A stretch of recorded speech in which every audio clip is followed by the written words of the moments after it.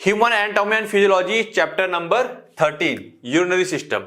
ठीक है ना, इसका लेक्चर नंबर 1 है जहां पर हम लोग देखेंगे anatomy and physiology of urinary system. देखो फिजियोलॉजी ऑफ यूरिनरी सिस्टम मतलब यहां पर फंक्शंस देखेंगे कि urinary system as a whole क्या क्या काम करता है।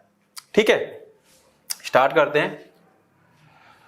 ओके, तो बात करें अगर इसकी, बेटा देखो एक चीज मैं बता दूं, कुछ बच्चों को कॉल आते हैं मेरे पास कि ये क्वेश्चन आंसर वाला फॉर्मेट, बेटा ये जो क्वेश्चन आंसर वाला फॉर्मेट है ये हम लोग लाइव क्लास में इसको इस तरह से कर रहे हैं। पहले जो क्लासेस यूट्यूब पे ली थी तो वो भी कंप्लीट सिलेबस है, बट एक नए मॉडिफाइड फॉर्म में अब हम लोग क्या कहते हैं, ये क्वेश्चन आंसर के फॉर्मेट में लाइव क्लास में चीजों को कवर कर रहे हैं। ठीक है, तो ये इस टाइप के फॉर्मेट के लिए अगर पूरा कंप्लीट सिलेबस का चाहिए तो उसके लिए आपको लाइव क्लास को अटेंड करना पड़ेगा। ठीक है, क्लियर है बातें? चलिए स्टार्ट करते हैं। पहला क्वेश्चन है यूरिनरी सिस्टम। क्या होता है यूरिनरी सिस्टम, आओ देखते हैं। The urinary system also called excretory system. क्या कहते हैं इसको हम लोग? एक्सक्रीटरी सिस्टम भी कहते हैं। ठीक है, एक्सक्रीटरी मतलब जो कि एक्सक्रीटरी क्या होता है, जो वेस्ट प्रोडक्ट को बॉडी से बाहर निकालता है। ठीक है, is the organ system responsible for the production. ये पूरा पूरा ऑर्गन का सिस्टम है ना, कई सारे ऑर्गन है, किडनी है, यूरेटर है, गॉल ब्लैडर बोल रहा हूं, यूरिनरी ब्लैडर है। ठीक है, ये प्रोड्यूस करेगा, स्टोर करेगा और एलिमिनेट करेगा। जाहिर सी बात है, जो फिल्टर करके किडनी क्या करती है, फिल्टर करती है हमारे वेस्ट को, और उसको वेस्ट को क्या करती है, स्टोर कर लेती है, मतलब प्रोड्यूस करती है। फिर यूरिनरी ब्लैडर में जाके स्टोर होता है। फाइनली एक टाइम के बाद जब वो फुल हो जाता है, 300-400 ml तक पहुंचता है यूरिन, वो उसको बाहर कर देता है। It remove waste products and excess substance. जो भी वेस्ट प्रोडक्ट है या जो एक्सेस है, जैसे आप अगर पानी बहुत ज्यादा पी लें तो पानी वेस्ट नहीं है, बट वो एक्सेस में चला गया है आपकी बॉडी में, तो वो भी दिक्कत करेगा, तो उसको भी किडनी क्या करती है, बाहर कर रही है। सॉल्ट है, यूरिया है, ठीक है, ये तो वेस्ट होते हैं। फ्रॉम द ब्लड, कहां से निकालता है ये? ब्लड से। तो ध्यान रखना, हमारे ब्लड का जो फिल्टरिंग यूनिट है, यानी कि हमारे ब्लड को जो प्यूरिफाई करती है, बच्चों के दिमाग में एक चीज रहती है लंग्स। लंग्स उसको ऑक्सीजन देता है ब्लड को। ब्लड को प्यूरिफाई करने का काम कौन कर रहा है? This urinary system. ठीक है ना, तो ब्लड से सारी गंदगी निकाल देता है और हेल्प करता है to maintain the body's fluid, electrolyte and acid base balance. ठीक है, बॉडी का जो फ्लूइड है, मतलब जो हमारी बॉडी के अंदर टोटल अमाउंट ऑफ वाटर है, इलेक्ट्रोलाइट्स हैं, सोडियम, पोटेशियम, कार्बोनेट, H+ जो भी हैं, और एसिड बेस बैलेंस जिसमें H+ और कार्बोनेट्स का मेन रोल रहता है, इनको क्या करता है, ये बैलेंस करता है। मेन ऑर्गन्स कौन कौन से आते हैं यूरिनरी सिस्टम के अंदर? अगर हम बात करें तो किडनी आता है। ठीक है, इसका मेन काम क्या है? फिल्टर करता है और ब्लड को और यूरिन को प्रोड्यूस करता है। यूरेटर किडनी से लगा हुआ पार्ट जो होता है, समझ लें हम लोग, यहां पर आगे डायग्राम भी आएगा इस टाइप से। ठीक है, ठीक है, ये किडनी होगी, ये यूरेटर हो गया, एंड यूरिनरी ब्लैडर ये आ गया, और यूरेथ्रा ये लास्ट में आ गया। ठीक है, यूरिनरी ब्लैडर क्या करता है? स्टोर करता है कुछ देर के लिए, ताकि बार बार यूरिन जाने के लिए ना जाना पड़े, और urethra carries urine out of the body. Finally urethra की हेल्प से यूरिन को बॉडी से बाहर निकाल दिया जाता है। क्लियर है बातें? चलिए नेक्स्ट हमारे पास जो इसमें क्वेश्चन बता देखो, यहाँ पे क्वेश्चंस और उसके अंदर कॉन्सेप्ट्स, जहां से, क्योंकि यहाँ पे कई सारे एमसीक्यू आ रहे हैं इंटरनली, जो बच्चों को सॉल्व करने में दिक्कत आ रही है। तो पहली चीज, जो यूरिनरी सिस्टम है, यानी कि जो यूरिनरी सिस्टम कह लो, सिस्टम की बात करेंगे यूरिनरी सिस्टम, और अगर बात करेंगे ऑर्गन की, तो जो किडनी है, किडनी क्या कर रही है? प्यूरिफाई कर रही है ब्लड को। ब्लड प्यूरिफिकेशन का काम या ब्लड को छानने का काम किडनी कर रही है। ओके, चलते हैं नेक्स्ट क्वेश्चन की तरफ। Discuss anatomy of urinary system. Urinary system का जो एनाटॉमी है, एनाटॉमी के ऊपर अलग से क्वेश्चन आ रहा है। देखो, एनाटॉमी में उसकी एनाटॉमी लिखनी है, फिजियोलॉजी में उसका फंक्शन लिखना है। ठीक है, तो यहां पे पूरी पूरी बात चल रही है अभी यूरिनरी सिस्टम। ध्यान रखना, एनाटॉमी ऑफ किडनी बोल देगा तो इसके अंदर से जो किडनी वाला पार्ट है उसको बता दोगे। मेन वैसे किडनी का ही हिस्सा है। एनाटॉमी ऑफ कई बार नेफ्रॉन करके भी अलग से क्वेश्चन आता है, समझेंगे अभी उसको। ठीक है ना, तो पहले हम समझते हैं डिटेल में पूरा व्यू, फिर उसके अंदर से अलग अलग पार्ट क्या है उसको बताता चलूंगा साथ साथ में। Urinary system consist of 4 main part, जिसको हमने देख भी लिया पहले क्वेश्चन के अंदर। 2 किडनी होती है, यूरेटर होता है, यूरिनरी ब्लैडर होता है, और एक यूरेथ्रा होता है। तो हम देख सकते हैं कि हमारे पास 2 किडनी है। ठीक है, किडनी से जो यूरिन को बाहर लेके आता है, ठीक है, डेट इज यूरेटर। फिर वो यूरेटर कहाँ कनेक्ट होता है, ब्लैडर में जाकर के, और ब्लैडर से यूरेथ्रा कनेक्ट होता है, जहां से फाइनली हम लोग टॉयलेट को बाहर पास कर देते हैं। ठीक है, किडनी के ऊपरी खैर एड्रिनल ग्लैंड्स होती है, इसका हमें यहाँ पर कोई काम नहीं है। किडनी के अंदर ब्लड वेसल्स वगैरह भी जाती है, उसे समझेंगे, तो वो ये यहाँ दिखा रखी है। फिलहाल किडनी के 4 पार्ट है, एनाटॉमी की बात कर रहे हैं तो हम किडनी, यूरेटर, ब्लैडर और यूरेथ्रा को शो करेंगे। ठीक है, तो शुरुआत करते हैं किडनी की। तो जब एनाटॉमी की बात कर रहे हैं तो यहां पर हमें हर तरीके से, इंटरनल, एक्सटर्नल, हर तरीके से उसकी एनाटॉमी को समझना होगा, बताना होगा और एक्सप्लेन करना होगा। तो बात करें कलर, शेप और लोकेशन की, तो पेयर्ड किडनीज 2 होती हैं जो कि रेडिश कलर की होती हैं। किडनी बीन शेप, राजमा जो होता है उसके शेप की होती हैं। They are retroperitoneal. रेट्रोपेरिटोनियल मतलब एक्चुअली पेरिटोनियल क्या होता है, ये हमारी जो कैविटी, एब्डोमिनल कैविटी होती है ना, पेट की जो कैविटी है, और रिट्रो उसके पीछे की तरफ, किडनी थोड़ा हम देखते हैं ना पीछे की तरफ रहती है ये। ठीक है, तो ये वर्ड आ गया रेट्रोपेरिटोनियल। और इसकी जो पोजीशन है इस एब्डोमिनल कैविटी में पीछे, और पोजीशन की बात करें तो बिटवीन T12 यानी कि जो थोरेसिक वर्टिब्रे है, हमारी हड्डी जो होती है 12वीं और लंबर 3री, उनके बीच में रहती है। यानी कि T12 से लेके L3 के बीच में ये कुछ इस टाइप से अरेंज होगी अपनी। ठीक है, वर्टिब्रे की बात हो रही है। वर्टिब्रे उम्मीद है ऑस्सियस सिस्टम, बोन्स का थोड़ा बहुत याद होगा, नहीं याद हो कोई बात नहीं, चलेगा। ठीक है ना, ये थोरेसिक और लंबर जो वर्टिब्रे का पोजीशन दे दिया गया है। आगे आते हैं, the right kidney is slightly lower than the left. ये पार्ट आपको समझना है, जो राइट किडनी होती है तो वो राइट साइड में हमारा लिवर होता है, तो लिवर ऊपर काफी भारी बड़ा होता है, तो उसके चक्कर में थोड़ी सी किडनी नीचे हो जाती है, lower than the left due to the presence of the liver.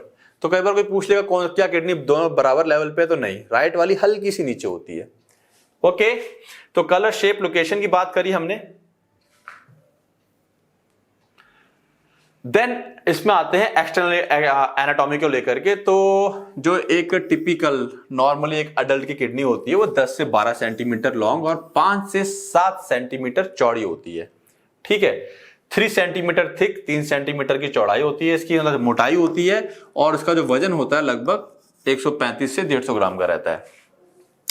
Near the centre is an indentation called renal hilum. Indentation मतलब होता है, जैसे मान लो ये पूरी किडनी है और सेंटर में आगे हल्का सा ही क्या हो रहा है, अंदर की तरफ नॉच जा रहा है ये। ठीक है ना, इसी को कहा गया है इंडेंशन।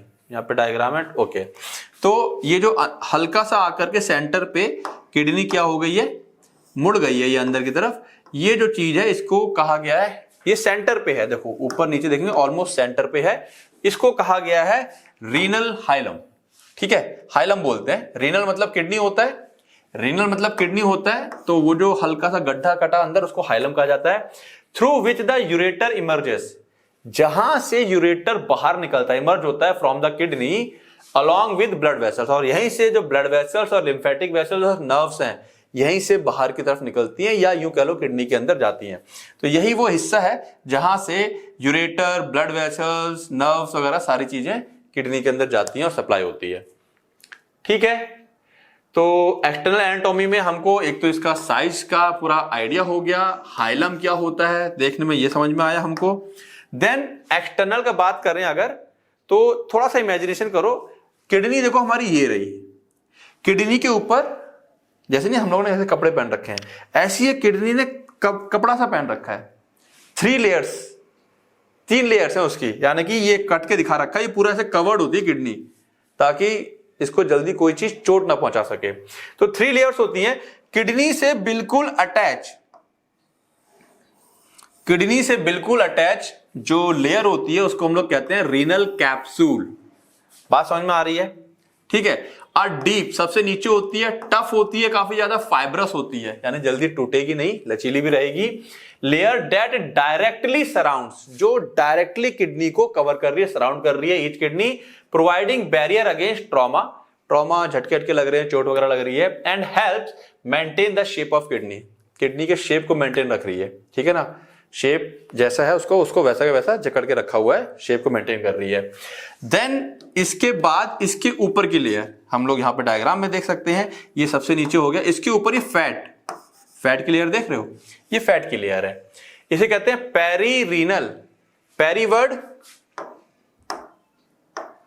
पेरी वर्ड कहां से आया है? जैसे पेरीमीटर होता है किसी का पूरा का ऊपर का कवरिंग को पेरीमीटर कहते हैं, एरिया को, तो वैसे पेरी रीनल यानी किडनी के चारों तरफ एक लेयर है फैट की, ठीक है, इसको मिडल कहा गया क्योंकि सबसे नीचे कैप्सूल है, सबसे ऊपर फैजिया है, बीच में फैट है।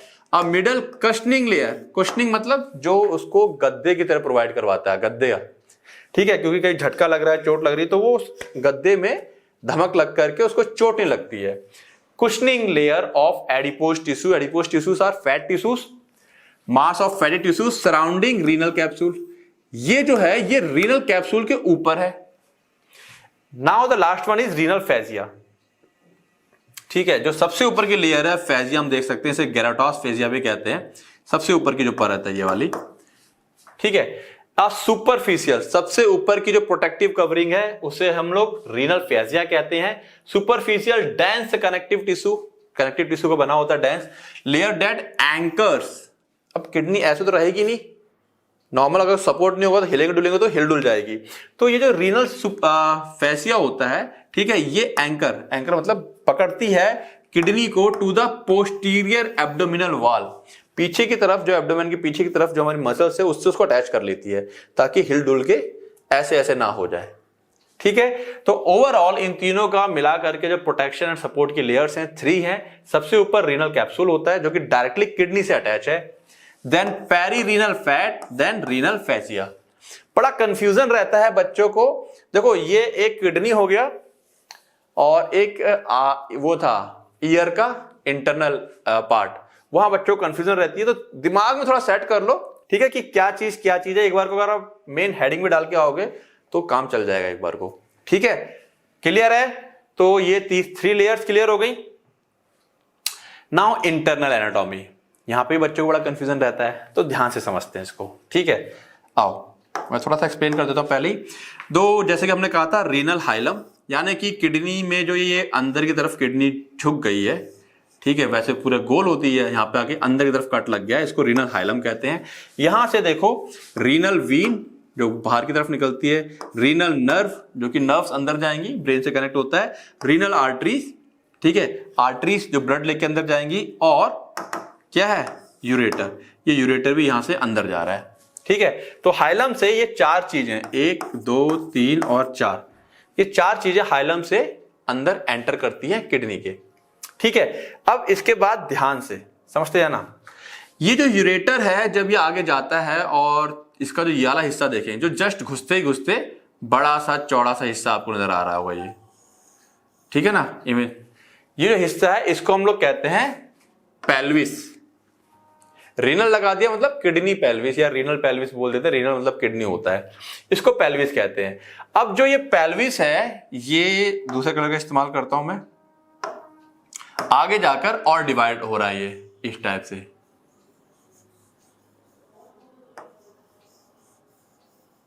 ठीक है। ये जो हिस्सा है ये देख रहे हो, इसमें अगर ये डायरेक्ट डिवीजन आता था तो कोई दिक्कत नहीं थी, लेकिन इसके आगे फिर एक डिवीजन आ रहा है, इसको कहते हैं हम लोग कैलिक्स, ठीक है। वैसे ये सारे हिस्से क्या है, पेल्विस के आगे जो भी हिस्सा क्रिएट होगा उसको हम लोग क्या कहते हैं, कैलिक्स कहते हैं।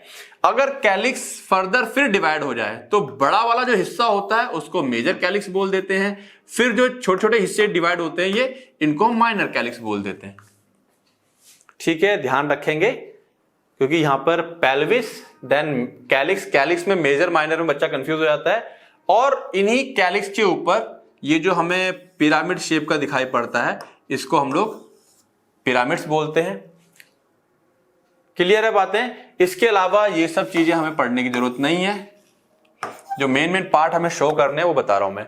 इन पिरामिड्स का जो पतला वाला हिस्सा डायरेक्ट अटैच होता है इस माइनर कैलिक्स से, ये वाला हिस्सा, ठीक है, इसको हम लोग क्या बोलते हैं, इसको हम लोग बोलते हैं पैपिले। इस पिरामिड का जो वाला हिस्सा है जो डायरेक्ट इससे अटैच है कैलिक्स से, माइनर कैलिक्स से, उसको हम लोग क्या बोलते हैं, पैपिले बोल देते हैं। क्लियर होगी बातें, तो इसके सारे हिस्से क्लियर हो गए। अब बात करते हैं, ये देखो इसको कट लगा हुआ है, तो किडनी के सबसे जो टच अंदर की लेयर, जो सबसे ऊपर की लेयर है, उसको हम क्या कहते हैं, कैप्सूल बोलते हैं, अभी पढ़ा था हम लोगों ने। अब किडनी को अगर हम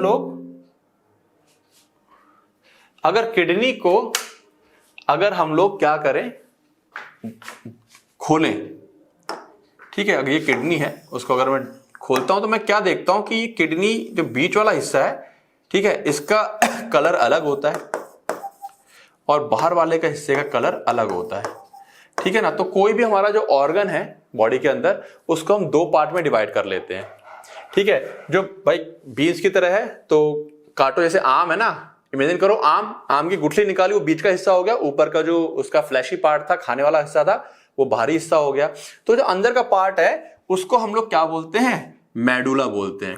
ये देखो इतना हिस्सा दिखा रखा है, ये जो इसको मार्किंग करने की कोशिश करूं तो ये इस टाइप से मार्किंग हो जाएगी ये, ठीक है। ये वाला हिस्सा क्या कहलाएगा, मेडुला कहलाएगा। और जो बाहर का हिस्सा ये बच गया, ये क्या कहलाता है, कोर्टेक्स कहलाता है।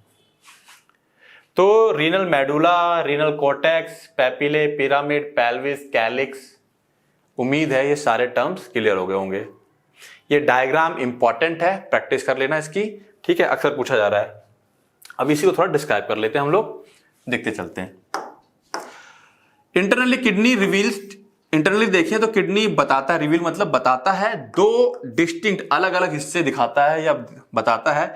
एक है अ सुपरफिशियल लाइट रेड, बाहर की तरफ हल्का लाल हिस्सा होता है जिसको हम रीनल कोर्टेक्स बोलते हैं, और एक होता है डीप, अंदर की तरफ darker reddish brown inner region called renal medulla, ठीक है। किडनी को काटो तो उसके दो हिस्से देखने को मिलते हैं हमें, अंदर थोड़ा सा रेडिश ब्राउन होता है, बाहर थोड़ा हल्का लाल कलर का रहता है, ठीक है।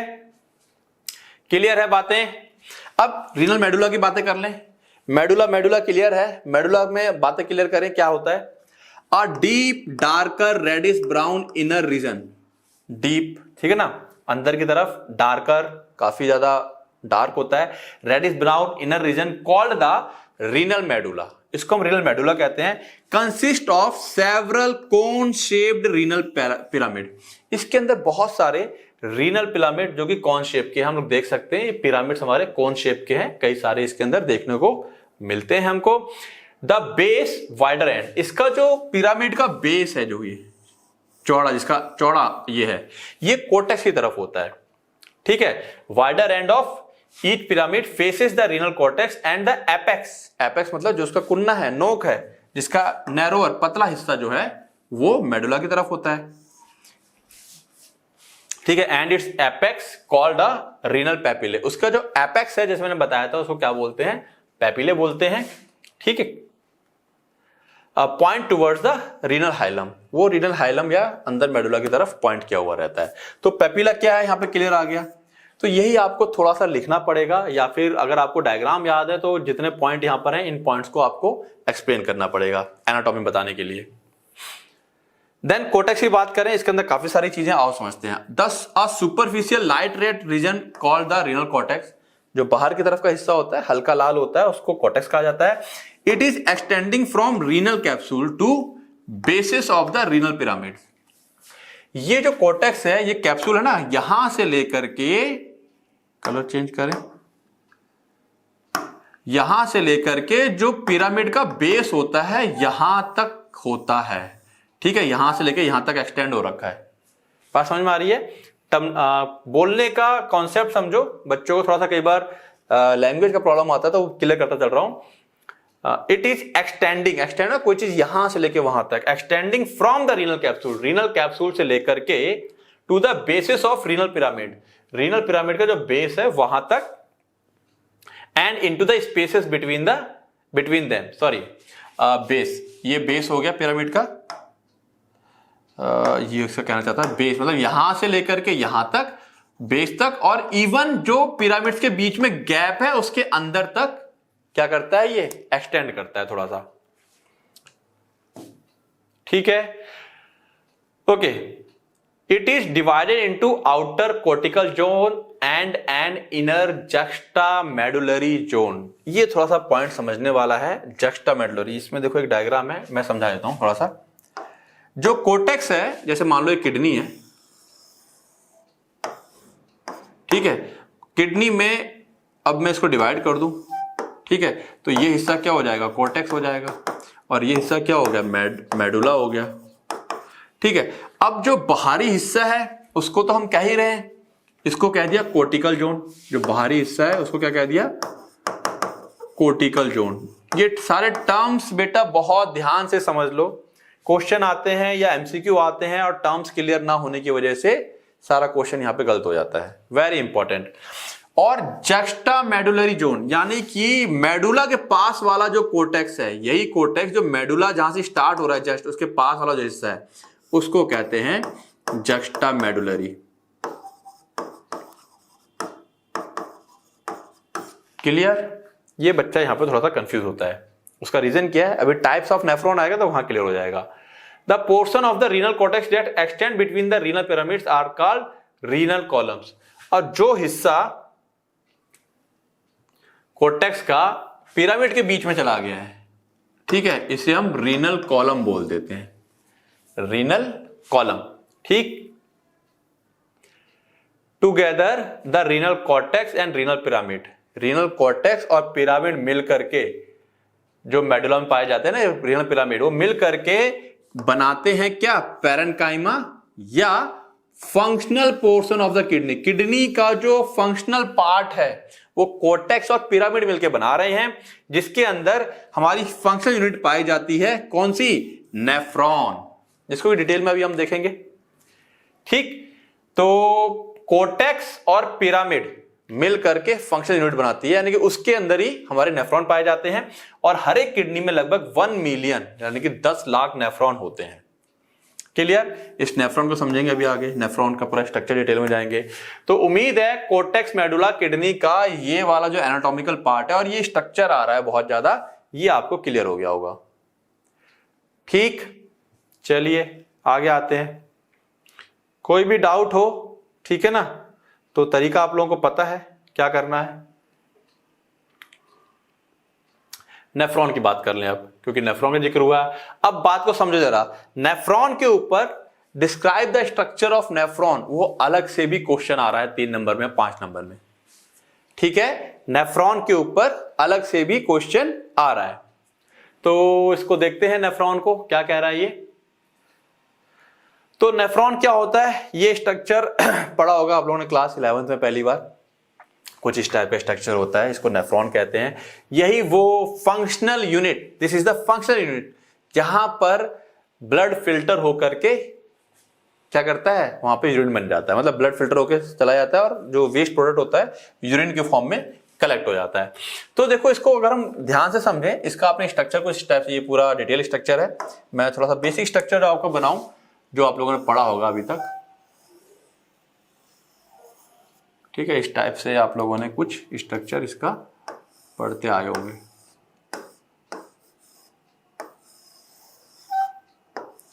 याद आ रहा है?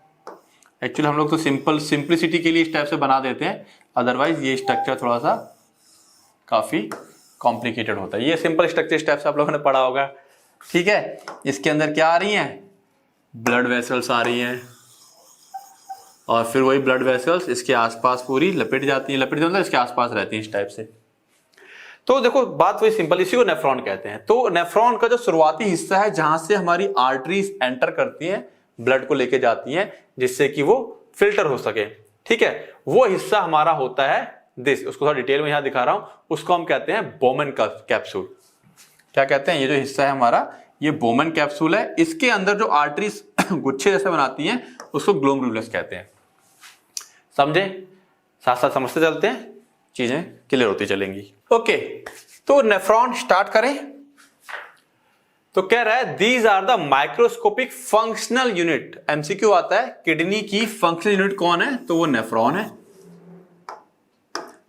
Of the kidney, each kidney contains about 1 to 1.3 million nephron. 1 से 1.3 रहता है। एक जनरल क्वेश्चन आएगा तो वहां पर आपको 1 मिलियन ही ऑप्शन में मिलेगा यानी कि 10 lakhs। Each nephron receives 1 afferent arteriole. एक आर्टरी, हर एक नेफ्रॉन को एक एफरेंट आर्ट्रियोल, हर एक नेफ्रॉन के अंदर एक आर्टरी घुसती है जो कि डिवाइड होती है बॉल शेप्ड कैपिलरीज में। वेरी इंपॉर्टेंट, ये आपको बात यहां समझनी होगी। जैसे ही ये आर्टरी अंदर जाती है तो ये आगे जाके ना कई सारे हिस्सों में डिवाइड हो जाती है। इसको हम ऐसा समझ सकते हैं कि जैसे कि ये आर्टरी गई और ये इसको हाँ ऐसे ले लेते हैं, तो ये ना कई सारे हिस्सों में इस टाइप से, ठीक है, इस टाइप से, और कुछ इसका पैटर्न रहता है, और ये फिर इस टाइप से, कुछ इस टाइप से, गलत गड़बड़ हो गया, ये कुछ इस टाइप से, और फिर यहीं से ही इसका एक दूसरा मतलब जो यहीं से जो ब्लड मतलब निकलेगा भी, वो भी कुछ इस टाइप से, और एक कनेक्ट होती है एक जगह पे जा करके, हम यूँ कह सकते हैं इसको। मैं यहाँ से कनेक्ट करता हूँ, जैसे कि ये ऐसे कनेक्ट हो जाएंगी, ठीक है, ये ऐसे कनेक्ट हो गई, ठीक है। तो इस टाइप से इमेजिन कर पा रहे होगे आप लोग कि ये किस टाइप से होती है, गुच्छा किस टाइप से रहता है, ठीक है। ये इससे कनेक्ट हो जाएगी इस टाइप से, वो डायग्राम समझाने के लिए बनाया है ताकि आप लोग समझ सको। तो ये आपको एक बंच, गुच्छे जैसी चीज समझ में आ रही है, ठीक है। तो ये कुछ इस तरीके से जो आर्टरीज होती हैं बोमेन कैप्सूल के अंदर जाकर के कुछ इस टाइप का आप लोग यहां देख सकते हो, ये स्ट्रक्चर सा बन जाता है, ठीक है, क्लियर। तो एफरेंट आर्ट्रियोल ब्लड लेके गई, ब्लड फिल्टर हो जाता है, फिर इफरेंट आर्ट्रियोल वहां से उसको लेकर के निकल जाता है, जो फिल्टर हुआ ब्लड होता है, आगे आते हैं। तो ये यहां ये कॉन्सेप्ट समझना जरूरी है। अब ये जो गुच्छा सा बन गया है, ये गुच्छा है, इसी को हम लोग ग्लोमर्यूलस कहते हैं। क्या कहते हैं? Glomerulus. Each nephron receive one afferent arteriole, एक एफरेंट आर्ट्रियोल जाती है इसके अंदर, जो कि डिवाइड हो जाती है बॉल शेप्ड कैपिलरीज, बहुत सारी कैपिलरीज में फिर एक बॉल शेप का स्ट्रक्चर सा बन जाता है, ठीक है। और इसी स्ट्रक्चर को हम लोग ग्लोमर्यूलस कहते हैं। The glomerular capillaries then reunite to form efferent arteriole, फिर यही वापस में जुड़ करके इफरेंट आर्ट्रियोल बना लेती हैं। तो ग्लोमर्यूलस है क्या चीज? कैपिलरीज का ही एक खास तरीके का स्ट्रक्चर है, ठीक। The efferent arteriole divide two form peritubular capillaries. अब जो ये इफरेंट, यहां से जो ये ब्लड फिल्टर हो गया, वो जो फिल्टर ब्लड फिर इफरेंट आर्ट्रियोल से जो बाहर निकला है, वो क्या करती है? पेरिट्यूबुलर कैपिलरीज बनाती है। क्या बनाती है? पेरिट्यूबुलर। पेरी मतलब पेरीमीटर से जो चारों तरफ घेरे, और ट्यूबुलर यानी कि नेफ्रॉन का जो ट्यूब वाला पार्ट है, इसको हम अभी आगे देखेंगे। बोमेन के बाद ये देखो यहां से निकला, इसके बाद ये पूरा कैपिलरीज ऐसे ना, पूरा मकर जाल जैसा पूरे में इसको नेफ्रॉन के आसपास इर्द गिर्द फैला रहता है। इसका बड़ा बहुत इंपॉर्टेंट रोल है, समझेंगे आगे जब यूरिन फॉर्मेशन को समझेंगे। तब ये जो फिल्टर हुई जो कैपिलरी है, इसके आसपास जो पूरी जाल सा बना लिया है, उसका बड़ा रोल है, ठीक है। तो इसी को हम लोग कहते हैं peritubular capillary which surround the tubular part. Tubular मतलब आगे जो पूरा ट्यूब जैसा पार्ट है नेफ्रॉन का, उसको सराउंड कर लेती है, ठीक है। In the renal cortex some efferent, अच्छा हाँ, some efferent arteriole are long, कुछ आर्ट्रियोल काफी लंबी होती हैं, लूप शेप्ड कैपिलरीज, और ये आगे जाकर के ऐसे लूप शेप की कैपिलरीज बनाती हैं। यानी कि अगर हम बात करें जो कोर्टेक्स, इसको डिवाइड कर दूं मैं, आगे देखेंगे हम लोग, ये कुछ ऐसा रहता है, ठीक है। इतना हिस्सा जो है नेफ्रॉन का, ये कोर्टेक्स में रहता है, और ये हिस्सा मेडुला में रहता है। तो हुआ क्या है, जो ये कैपिलरीज मेडुला में चली गई हैं, इसको हम लोगों ने वासा रेक्टा बोल दिया है। क्या बोला है?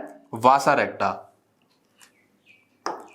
That run parallel to the loop of Henle in the kidneys medulla। अब इसको थोड़ा सा और समझते हैं, एक डायग्राम मैं यहां लेके आया हुआ हूं, अगर वो मिल जाए।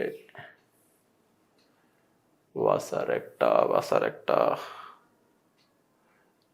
नहीं है, ठीक, चलिए कोई बात नहीं। तो सिर्फ हमको इतना समझना है कि ये जो क्या कहते हैं, फिर से समझ लो, यहां पे कंफ्यूजन ना हो। जो आर्टरीज अंदर गई या फिल्टर हो गई, वही आर्टरीज फिर बाहर आती हैं और पूरे में फैलती हैं। जो हिस्सा इस आर्टरीज का फैला हुआ कोर्टेक्स में रहता है, कोर्टेक्स वाले पार्ट में, उसको पेरिट्यूबुलर कैपिलरी बोल दिया है। फिर यही कैपिलरीज जब लूप ऑफ हेनली में से लूप जैसी बना लेती है, ये ठीक है, ये लूप सा बन रहा है इस टाइप से। ये जो है, जो हेनलीस लूप के आसपास वाला ये लूप से बन रहे हैं, ये इस वाले आर्ट्रियोल को हम लोगों ने वासा रेक्टा बोला है। क्या बोला है? वासा रेक्टा। तो वासा रेक्टा कहां मिलेंगे हमको? मेडुला वाले पार्ट में मिलता है, और पेरिट्यूबुलर जो कैपिलरीज है ये हमको कोर्टेक्स वाले पार्ट में देखने को मिलती है। चीज एक ही है, आपस में ही कनेक्टेड है, बस अलग अलग किडनी के हिस्से में है ये। क्लियर है बातें? कोई भी डाउट हो तो पता है ना क्या करना है, व्हाट्सएप करना है, डाउट पूछ लेना है। ओके, आगे बढ़ते हैं। अब हमारे पास जो हम नेफ्रॉन पढ़ना स्टार्ट कर रहे थे, ठीक है, उसमें हम लोगों ने बेसिक स्टार्टिंग का इसके चीजें पढ़ ली कि ये पेरिट्यूबुलर कैपिलरीज हैं, ये हैं वो हैं, जो इसके आसपास का स्ट्रक्चर था।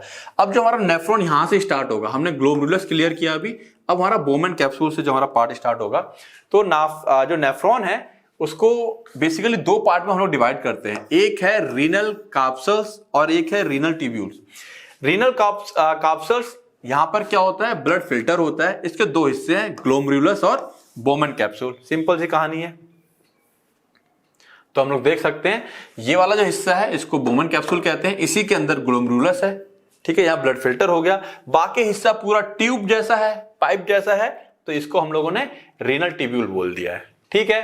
तो ग्लोमेरुलस क्या है? Tight knot of fenestrated. इस वर्ड को बेटा मार्क कर लें। फेनेस्ट्रेटेड का मतलब होता है लीकी, जहां से कोई चीज लीक हो सके। ऐसा क्यों? इसको जब हम लोग यूरिन फॉर्मेशन का कॉन्सेप्ट पढ़ेंगे नेक्स्ट लेक्चर में, तब ये लीकी वर्ड आपको अच्छे से क्लियर आ जाएगा। तो ग्लोमेरुलस क्या होते हैं? Tight knot of fenestrated leaky capillaries where blood is filtered. भाई जो कैपिलरीज है ना, वहां पे कुछ इस टाइप से बन जाती है कि वहां से ब्लड के अंदर का वेस्ट निकल सके। बॉडी में हर जगह ऐसा लीकी नहीं हो सकता है, ठीक है। और बोमेन कैप्सूल क्या है? ये डबल वॉल्ड, डबल लेयर होता है, कप शेप का होता है, ठीक है, जो एनवलप कवर करता है ग्लोमेरुलस को and collect the filtered fluid now called filtrate. अब जो भी चीज फिल्टर होकर आ गई है, मतलब ब्लड से, वहां से ग्लोमेरुलस से, उसको अब हम लोग क्या बोलेंगे? फिल्ट्रेट बोलेंगे। तो यहां पर सारा फिल्ट्रेशन कलेक्ट हो जाता है, फिर वो आगे पास होगा, पढ़ेंगे उसको आगे। Then renal tubule. The renal tubule consist of, इसके तीन हिस्से होते हैं। प्रॉक्सिमल मतलब पास वाला, किसके पास? बोमेन कैप्सूल के पास वाला प्रॉक्सिमल। कन्वोल्यूटेड, बहुत ज्यादा ऐसे गुड़मुड़ होता है करके, ठीक है, ट्यूब्यूल। देन नेफ्रॉन लूप, इसको हम लूप ऑफ हेनली भी कहते हैं। और डिस्टल, डिस्टल मतलब दूर वाला, और कन्वोल्यूटेड ट्यूब्यूल। तो हम देख सकते हैं ये है हमारे पास पीसीटी, ये पूरा इस तरीके से ना, ये और गुड़मुड़ सा है, तो पीसीटी हो गया, प्रॉक्सिमल कन्वोल्यूटेड ट्यूब्यूल।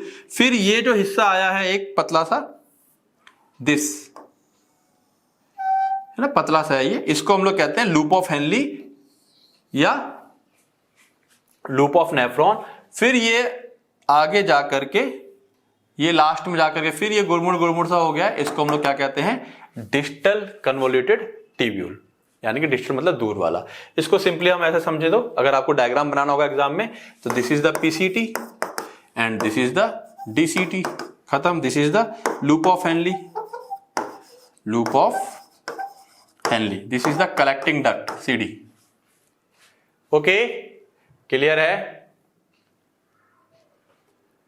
ठीक है। अब यहां पर कुछ चीजें जो आपके यहां पे बेटा हर एक चीज का ध्यान रखना, एमसीक्यू, मेरे जो नोट्स है वहां से आपका एमसीक्यू सारा कवर अप है, ठीक है। The renal corpuscles and both convoluted tubules lie within the renal cortex. देखो रीनल कार्पसल, ठीक है, और दोनों ट्यूब्यूल पीसीटी और डीसीटी ये कहां पाए जाते हैं? ये कोर्टेक्स वाले हिस्से में हमको देखने को मिलेंगे। कोर्टेक्स पहले भी लिखा है। द डिस्टल कन्वोल्यूटेड ट्यूब्यूल, ठीक है, cortex. The nephron loop extend into renal medulla. जो नेफ्रॉन का लूप होता है वो एक्सटेंड कर जाता है कहां पर? रीनल मेडुला, यानी कि मेडुला तक चला जाता है। यानी कि जो लूप ऑफ हेनली है वो कहां है? उसकी पोजीशन मेडुला में है। ये चीज आपको क्या कहते हैं समझनी है, इसका स्ट्रक्चर। जब आप लोग फार्मास्यूटिकल केमिस्ट्री में डायूरेटिक्स पढ़ेंगे, वहां पर जो ड्रग्स को समझने के लिए मैंने पूरा मैकेनिज्म उसको वहां पे फिर बताया हुआ है।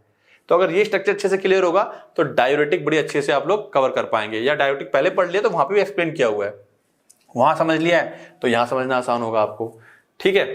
The distal convoluted tubule of several nephrons, तो बहुत सारे 1 मिलियन नेफ्रॉन है, तो उसमें से कुछ नेफ्रॉन 100-200 जो भी रहेगा अपना, कई सारे नेफ्रॉन के जो डिस्टल कन्वोल्यूटेड ट्यूब्यूल होते हैं वो एम्प्टी होते हैं जाकर के कलेक्टिंग डक्ट में, मतलब एक कलेक्टिंग डक्ट होती है कई सारे नेफ्रॉन्स के लिए।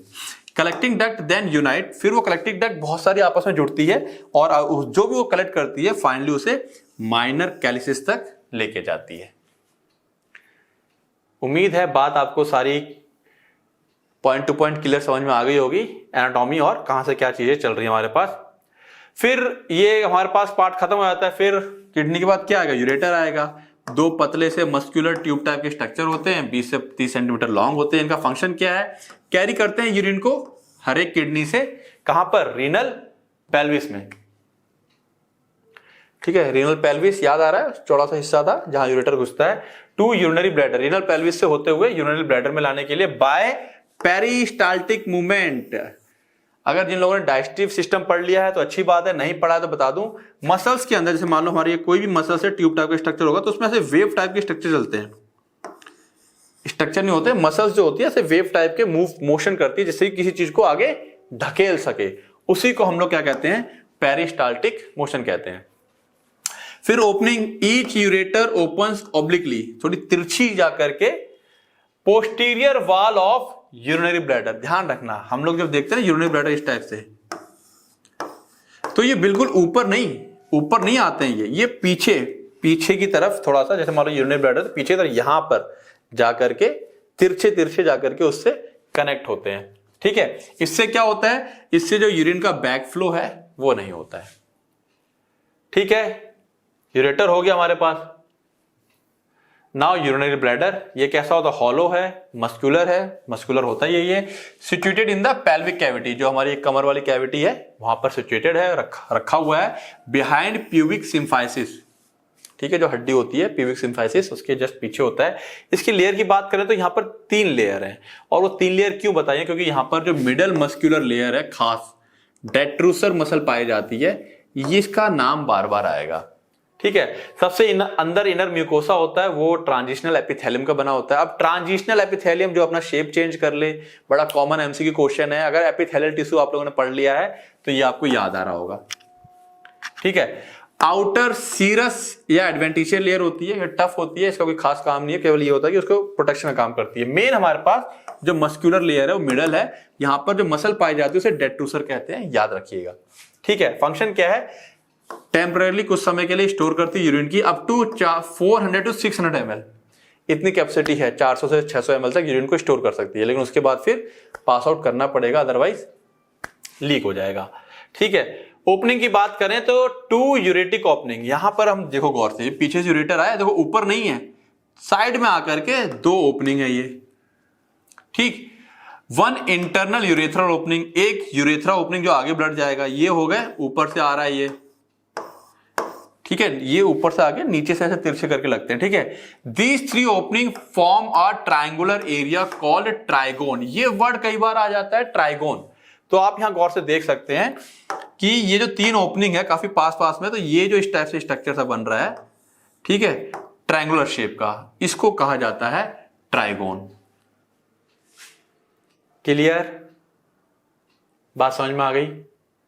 ठीक है, और ये जो डेट्रूसर मसल है इसका रोल रहेगा आगे जाके, जब हम लोग कुछ ड्रग्स वगैरह को पढ़ेंगे तब भी बार बार डेट्रूसर मसल का जिक्र आएगा जो किडनी पे काम करेंगी।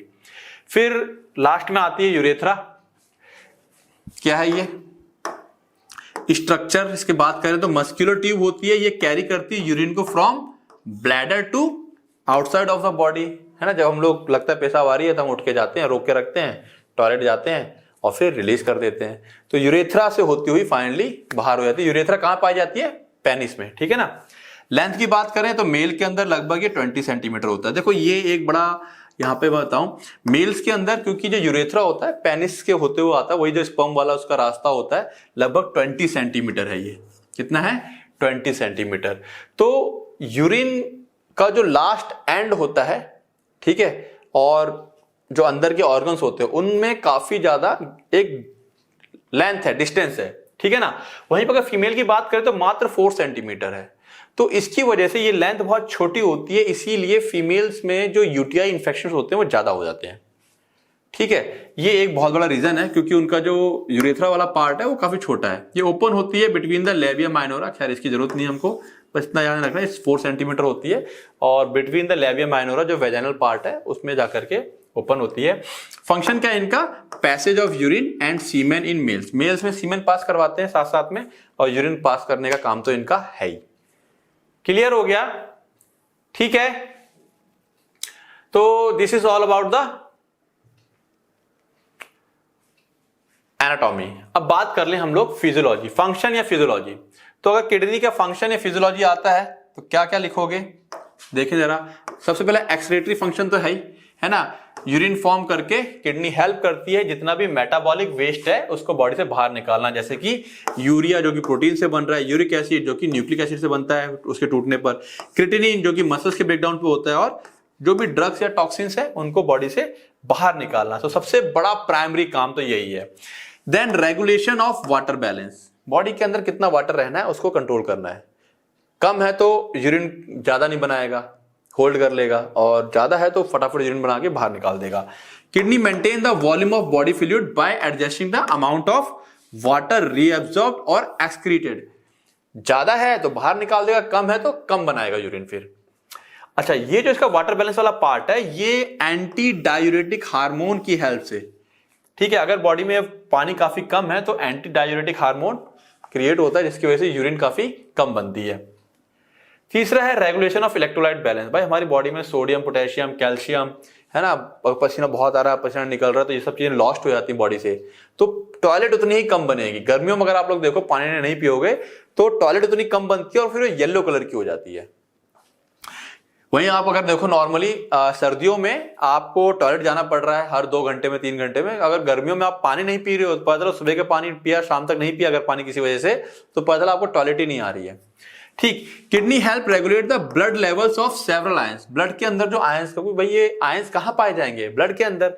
तो ब्लड के अंदर जो आयंस का लेवल होता है उसको रेगुलेट करता है, कम या ज्यादा जो भी उसको रखना है। ज्यादा है तो यूरिन से बाहर निकालेगा, कम है तो होल्ड कर लेगा। ये सब देखेंगे हम लोग फॉर्मेशन ऑफ यूरिन के अंदर, इसकी जो प्रोसेस है।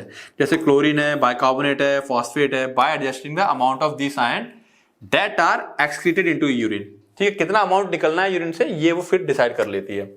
These helps maintain proper nerve, muscle and heart function. भाई क्योंकि कैल्शियम किसके लिए चाहिए हमें? हार्ट मसल के लिए चाहिए, नर्व के लिए पोटेशियम और सोडियम दोनों चाहिए, ठीक है, और हार्ट फंक्शन हो गया, नर्व हो गया, मसल्स के लिए भी कैल्शियम चाहिए। तो अगर ये बहुत ज्यादा निकल जाएंगे तो हमारी बॉडी के नर्व, मसल और हार्ट फंक्शन डिस्टर्ब हो जाएंगे। Then regulation of acid base balance. अब किडनी जो हमारे ब्लड का जो पीएच है वो 7.35 से 7.45 तक मेंटेन रखना है, ठीक है। अगर एसिडिक हो रहा है बहुत ज्यादा तो H+ आयंस को बाहर निकाल देगा और रीअब्सॉर्ब बाइकार्बोनेट आयन, या फिर जो बाइकार्बोनेट आयन फिल्टर हो गया है उसको रीअब्सॉर्ब कर लेगा। डिपेंड करता है क्या करना है उसको, ठीक है। जो बीपी है जिसमें रेनिन, एंजियोटेंसिन, एल्डोस्टेरोन सिस्टम, हमारे सिलेबस में भी इसको डिटेल में देखेंगे, इसको हम लोग कार्डियोवास्कुलर सिस्टम में भी पढ़ चुके हैं। तो जो जक्स्टा ग्लोमेरुलर सेल्स पाए जाते हैं, ठीक है ना, ये एक्चुअली क्या होता है, जो पेरिट्यूबुलर कैपिलरीज होती है और डीसीटी होता है, वहां पर एक जगह पे चिपक जाते हैं, वहां पर एक खास तरह का स्ट्रक्चर बना लेते हैं, ठीक है। वहां पर ये सेल्स पाए जाते हैं, वो रेनिन को सिक्रीट करते हैं जो कि एक्टिवेट कर देता है रास, ठीक है। डिटेलिंग इसकी आएगी जो आने वाले चैप्टर लेक्चर पढ़ेंगे हम लोग। This mechanism help to increase blood pressure when it falls too low. Pressure कम हो जाएगा तो किडनी के अंदर जो ब्लड है वो कम प्रेशर से एंटर करेगा। किडनी सेंस कर लेती कि प्रेशर डाउन है, वो तुरंत रेनिन को एक्टिवेट कर देगी, तुरंत से बीपी बढ़ेगा। कैसे बढ़ता है, क्या मैकेनिज्म है, ये हम लोग 3rd लेक्चर जो आएगा इस चैप्टर का उसमें समझेंगे। एंडोक्राइन फंक्शन यानी कि हार्मोन तो हम देख सकते हैं, रेनिन एक हार्मोन निकाला इसने जो कि ब्लड प्रेशर को कंट्रोल करता है। एरिथ्रोपोइटिन निकालता है जो कि red blood cells formation in bone marrow, जिसको कि हम लोगों ने चैप्टर नंबर 5 में देखा था कि एरिथ्रोपोइटिन जो है वो रेड ब्लड सेल फॉर्मेशन में हेल्प करता है, यानी कि जो हमारे बोन मैरो है उसको एक्टिवेट करता है कि भाई बनाओ और आरबीसी बनाओ। कैल्सीट्रायोल एक्टिव विटामिन डी है, ये कैल्शियम और फॉस्फेट के मेटाबॉलिज्म को रेगुलेट करता है। 7th है ऑस्मोरेगुलेशन यानी कि ऑस्मोटिक प्रेशर, हमारी बॉडी का जो ऑस्मोटिक प्रेशर है और जो कंसंट्रेशन ऑफ बॉडी फ्लूइड है, क्योंकि बॉडी का फ्लूइड अगर गड़बड़ हो गया, ब्लड का अगर कंसंट्रेशन कम ज्यादा हो गया तो पानी या तो ब्लड से बाहर निकल जाएगा, टिश्यूज में चला जाएगा, या टिश्यू का पानी ब्लड में चला जाएगा, ठीक है।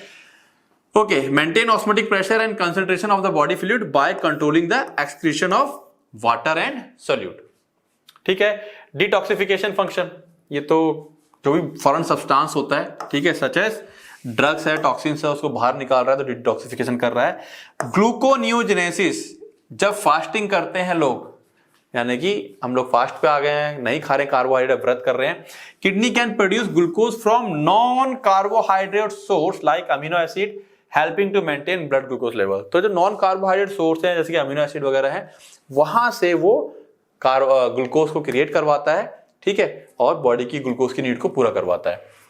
तो इसमें मेन जो पार्ट बच्चे होता है क्या, फंक्शन ऑफ यूरिनरी सिस्टम, बच्चों को केवल यही याद रहता है, ज्यादा से ज्यादा ये याद रहेगा, ठीक है। एक रास पढ़ लेते तो बीपी याद रहता है, 3 के अलावा बच्चा लिख नहीं पाता है। अगर ये 3 नंबर या 5 नंबर में है, मैं पहले ही बोला हूं 3 नंबर का तो आपको 6 पॉइंट देने हैं, ठीक है। तो ये इसका फंक्शन या फिजियोलॉजी जो भी कहो कंप्लीट होता है। तो करना क्या, आपको पढ़ना है, रिवाइज करना है, ठीक है। कोई डाउट आएगा तो मुझसे पूछना है, ओके। चलिए पढ़िए, ऑल द बेस्ट।